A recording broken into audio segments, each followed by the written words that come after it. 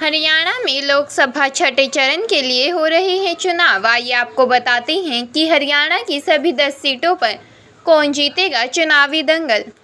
हरियाणा की सभी 10 लोकसभा सीटों पर एक साथ चुनावी दंगल हो रहा है, क्योंकि लोकसभा चुनावों के ठीक बाद अक्टूबर के अंदर राज्य में विधानसभा चुनाव भी होने हैं। ऐसे में लोकसभा चुनाव के दंगल को जीतने के लिए बीजेपी, कांग्रेस समेत सभी पार्टियों ने अपना पूरा दमखम लगा दिया है। चुनाव से पहले टूटा बीजेपी जेजेपी का गठबंधन। 2024 तक बीजेपी जेजेपी मिलकर हरियाणा की सत्ता पर काबिज थी, लेकिन 2024 के लोकसभा चुनाव के ऐन पहले हरियाणा में बड़ा सियासी उलटफेर हुआ और बीजेपी जेजेपी के रास्ते जुदा हो गए। अब दोनों पार्टियां लोकसभा चुनाव के दंगल में एक दूसरे को चुनौती देती नजर आ रही हैं। वहीं बीजेपी ने हरियाणा के सीएम रहे मनोहर लाल खट्टर को भी सीएम पद से हटाते हुए नए चेहरे नायाब सिंह सैनी को हरियाणा का सिंहासन सौंप दिया। इसके भी कई सियासी मायने लगाए गए। कहा गया कि पिछले वर्ग से आने वाले नायाब सिंह सैनी को सीएम बनाकर बीजेपी ने ओबीसी वोट बैंक को साधने की कोशिश की है। इनेलो भी इस चुनावी दंगल में बीजेपी और कांग्रेस को टक्कर दे रही है। खुद पार्टी के प्रधान महासचिव अभय सिंह चौटाला कुछ क्षेत्र से चुनावी मैदान में हैं, लेकिन इनेलो ने हुड्डा के गढ़ रोहतक में अपना प्रत्याशी क्यों नहीं उतारा, इसे लेकर भी सियासी हलकों में हैरत है। कांग्रेस की बात करें तो कांग्रेस इस बार हरियाणा में इंडी गठबंधन के तहत आम आदमी पार्टी के साथ मिलकर चुनाव लड़ रही है और उसने कोई क्षेत्र की सीट आम आदमी पार्टी के लिए छोड़ दी है, जबकि कांग्रेस बाकी 9 सीटों पर चुनाव लड़ रही है। 10 लोकसभा सीटों पर 223 उम्मीदवार। प्रदेश की 10 लोकसभा सीटों के लिए 370 उम्मीदवारों ने अपना नामांकन दाखिल किया था, जबकि 267 कैंडिडेट्स के ही नामांकन को मंजूर किया गया। इसके बाद 78 नामांकन रिजेक्ट हो गए, जबकि 25 उम्मीदवारों ने अपना नामांकन वापस ले लिया। ऐसे में अब हरियाणा के रण में कुल 223 उम्मीदवार चुनावी मैदान में हैं।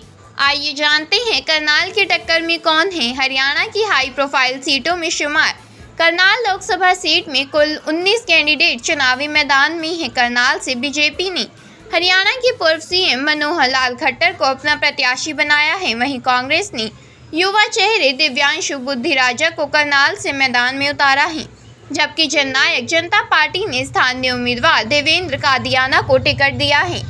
वहीं एनएसपी की पार्टी प्रदेश अध्यक्ष मराठा वीरेंद्र वर्मा को अपना प्रत्याशी बनाया है, जिन्हें इंडियन नेशनल लोकदल यानी इनेलो का समर्थन हासिल है। यहां मुख्य मुकाबला बीजेपी और कांग्रेस के बीच ही माना जा रहा है। 2019 के लोकसभा चुनाव में करनाल में 71.7% मतदान हुआ था। अगर हरियाणा की अंबाला सीट की बात की जाए तो यहाँ मुख्य मुकाबला बीजेपी और कांग्रेस के बीच माना जा रहा है।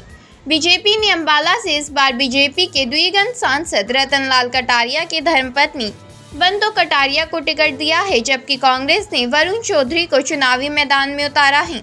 वरुण चौधरी साल 2019 में हरियाणा विधानसभा का चुनाव लड़ चुके हैं और बीजेपी कैंडिडेट को शिकस्त दे चुके हैं। उन्हें सर्वश्रेष्ठ विधायक पुरस्कार भी मिल चुका है। तो वहीं बात करें अगर गुड़गांव की, तो नेशनल कैपिटल रीजन में आने वाली गुड़गांव लोकसभा सीट भी हरियाणा की हाई प्रोफाइल सीटों में आती है, क्योंकि यहां से बीजेपी ने मौजूदा सांसद और केंद्रीय मंत्री राव इंद्रजीत सिंह को मैदान में उतारा है, जबकि कांग्रेस ने दिग्गज कांग्रेसी नेता कैप्टन अजय यादव की दावेदारी को दरकिनार करते हुए बॉलीवुड अभिनेता राज बब्बर को टिकट दिया है। टिकट न मिलने पर अजय यादव ने इसे क्षेत्रीय नेतृत्व को कुचलने की साजिश भी बताया था। गुड़गांव लोकसभा सीट पर राव इंद्रजीत सिंह का दबदबा रहा है। वे पिछले 5 बार से सांसद है। इस बीच बीजेपी ने गुड़गांव से फिल्मी गीत लड़की ब्यूटीफुल कर गई चुल से मशहूर हुए सिंगर राहुल यादव को टिकट दिया है। वहीं इनेलो ने यहां से सोहराब खान को मैदान में उतारा है, जबकि पाव भाजी बेचने वाले कुवैश्वर भक्त भी यहां से निर्दलीय के तौर पर चुनाव लड़कर सुर्खियां बटोर रहे हैं।